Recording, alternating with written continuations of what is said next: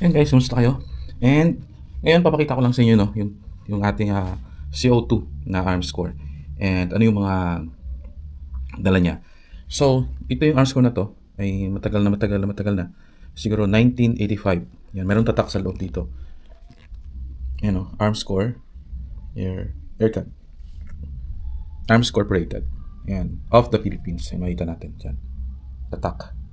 And then, ito ay merong Tasco na 3 by ano ba to? 327 by 20. Yan, medyo sira na. Oh. Ayan, Tasco. So, nagsisimula siya sa 3. Ayan, tapos mag-end siya sa 7. Yung power niya. Nilagay ko lang siya sa 4. So, medyo malabo na talaga yung scope na to. Hindi nakita yung object, no? And, ayan, meron siyang front sight. Parati ko ito nakakalimutan. Front sight. And ito yung rear. Ayan. So, medyo sira na yung rear. Plano ko pang bilhan. Itong kanyang suppressor, silencer, made of PVC. Ayan, pero matibay. And yung butas ay saktong-sakto lang.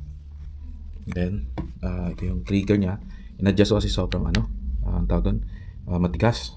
Tapos, nirestore ko na rin yan. Naka-gun blue. Ayan. Dito din, naka-gun blue na yan. Tapos, ito din, naka-gun blue. Ayan. So, hindi siya ganun kalakasan. Saktong-sakto lang siya. No? So, ito yung kanyang safety. Ayan. Hindi pa natin to natatanggal. Hindi ko pa yan nakukuha. So, ang stock niya ay ninisan natin. Ayan. So, hindi ko pa gusto kong ganito lang siya, no? Tapos kinuha ko dito yung lagayan ng swing kasi medyo matatanggal na. Dito din, tatlo. I think siguro nung una tatanggal or nasira kaya tatlo yung nakalagay. And yun. Nakalagay dito, ano ba dito? Corporation, tapos Philippines, of the Philippines. Ano ba? Medyo hindi na mabasa yung no? Arms of the Philippines. Ayan. So, kanyang panumpit ay 24-inch standard. I think ito, may iba't ibang klase ng ng mga arm score na lumabas. Merong executive, merong squires, ano pa yung iba.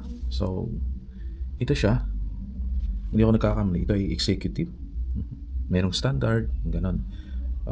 I think yung squires pagkakalam ko lang kasi nakita ko ng squires. Itong ganito siya. Nasa 14 mm. Tapos merong bull barrel na 18 or 16, mga ganon. So, basta. Yan. Sa kabila, dito, mayroon tayo dito, ito yung lock, syempre. Yan. Pag nakaputi, nakalock yan, no? Pag ilalagay natin sa ito, merong pula dyan eh. So, nawala na sa siguro sa katagalan. Pag lagay sa pula, hindi mo yan makakasa. Pag nasa puti, yan, pwede. Yan. Matigas siya. So, maganda kasi pag hindi natin sobrahan dito na modification para ano pa rin yung safety niya. Ito ay bolt action, wala pong binago. Ito pa yung pang reference lang. Hindi ko po matanggal dito kasi yung nagbuo yung kalawang, hindi ko matanggal. Ayoko namang na alam mo yung parang pulpugin para masira. So, okay lang yan. As far na working yung mechanism niya. Yan. Yung stock niya, makita nyo, luma na talaga. Ito, gusto ko sanang palitan. Kaso, stay lang muna na ganito. Ayan o. Ang lang dito kasi, mahaba siya. Wala tayong pangsukat dito eh. Teka lang. Hanapin natin yung roller ko. Ano ba yun? Ito. Meron akong roller dito.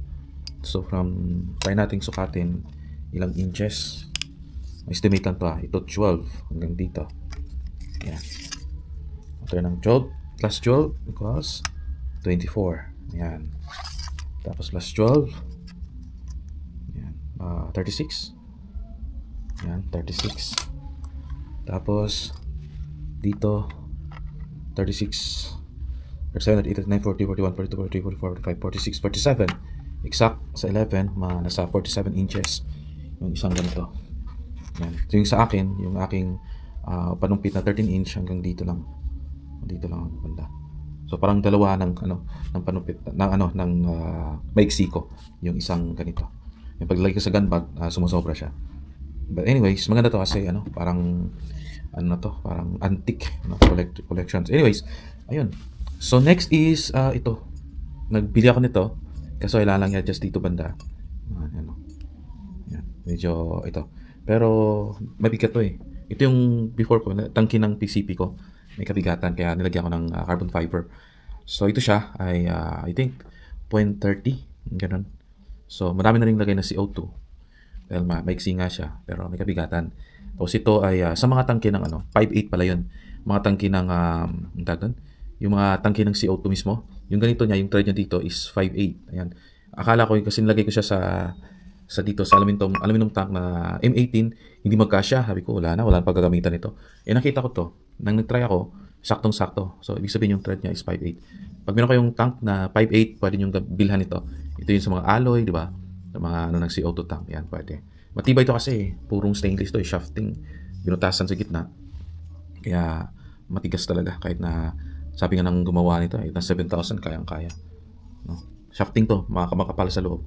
And then, ito yung sa akin, yung aking aluminum. Kung iyan ko sa dalawa, kasi maganda pag may timbangan tayo. Pag sa akin lang, mas magaan to. Ito naman is 0.22 na aluminum tank. Yung kanyang pressure na tinest nila is 7,000. No? So, I don't know kung ilan yung laman ng CO2. Yung pressure niya, i-search natin pag meron tayong time. So, ito ay nabili ko sa online, M18. Ayan, mga 1,000 plus. No? Kasama shipping. Ito naman, I think 600 plus 100 plus na shipping fee. Yan, mga 700 plus. Ito naman is 1,000 plus shipping yan. So, M18 to. Saktong-sakto. Parang kailangan pang ilagay sa gato para ma-thread lang. Pero wala na akong masabi dito. The reason 1.22, para magaan lang siya.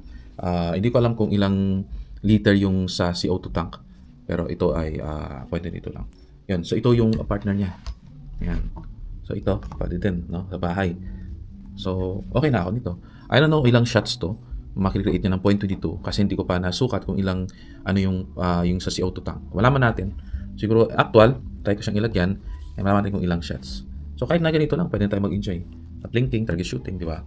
So anyways guys, ito yung laruan ko na 0.22 and 0.30 na tank, and ganoon din yung ating laruang dihangin. Yan, na dinumaan kung sa amin pa. Ito yung mga antique, no? Kasi wala na production ngayon to eh. Ito yung reference lang po, parang gusto nyo bumili, malalaman ninyo na, ito pala yung mukha niya, ito pala yung niya. Meron siyang serial number dito, kaya pwede natin maparegister to. So, wala nga lang tayong nito eh, ang tawag doon. May sinasabi doon eh, yung parang resibo, kasi kailangan daw sa pag nagpaparegister tayo. Pero anong pwedeng gawin natin ito? Hindi ko po pwedeng ma-upgrade ito sa PC, pero what? Kasi ganito lang po siya. Yun yung natunan ko sa live ko. Pag meron kayo mga ganito, stock lang, huwag nating i-upgrade. Bumili tayo ng para i-upgrade. Bumili tayo talaga ng pang PCP. Not because hindi niya kaya, kasi marami naman nagko-convert na maganda naman. The point is, mawawala yung yung pagiging antique niya pag pinalitan natin ng parts, di ba? Yan. So, maganda pag medyo magaan yung bat. Kasi ngayon, mas nano ako sa medyo magaan. Lagyan natin to limbawa ng panipisan dito, di ba? Or anong kahoy nga to. Pero kasi to eh, kasama niya na to since before, so okay na to. Anyways guys, yun lang. Maraming salamat sa pagsama. This is Dave Lopez. And sa mga nagtatanong kung saan, meron pa akong link.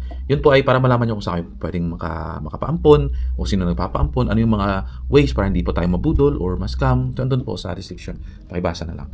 So maraming salamat and hope na makakapag-collect pa tayo. Kung may budget, dahan-dahan po tayo mag-collect ng mga CO2 kasi mahal yung PCP. Kailangan natin mag-invest ng 20,000 to 25, 30 para mayroon tayong ibahagi dito. Hindi naman po ako nagbabuy and sell, no? Pag CO2 kasi magko-collect tayo ng mga luma, pwede tayong pag meron tayong budget ng 6,000, di ba? Pababa, no? Mahal na yung pinaka siguro 8 pero kompleto na. But at least meron tayo. Yung mga sinasabi ko pong 3,000 plus, yun po yung mga Estrella Parco, Garco, yun minsan nga makakuha tayo ng 2,500 pag sobrang gumana na kailangan ayusin 1,000, minsan sa junk shop nakalagay lang doon eh, di ba? Anyways guys, thank you so much for watching. This is Dave Lopez, and please subscribe naman po tayo sa ating channel para dumayo po yung mga views yung mga subscribers. At the same time, pag dumami yung mga subscribers, dumami yung views, may po tayong budget kahit paano monthly makabili tayo ng mga gusto nating mga collections. Thank you so much and see you soon. Peace.